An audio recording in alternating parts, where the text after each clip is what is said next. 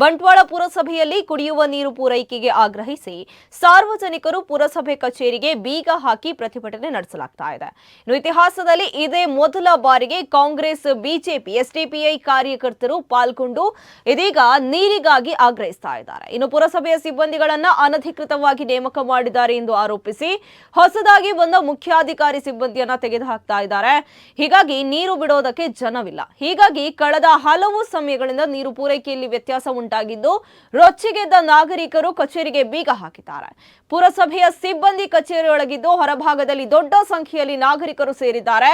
ಈ ನಡುವೆ ಪೊಲೀಸರು ಮತ್ತು ನಾಗರಿಕರಿಗೆ ಮಾತಿನ ಚಕಮಕಿ ನಡೆದಿದ್ದು ಸಂಬಂಧಿಸಿದ ಅಧಿಕಾರಿಗಳು ಕಾಣಿಸುತ್ತಿಲ್ಲ.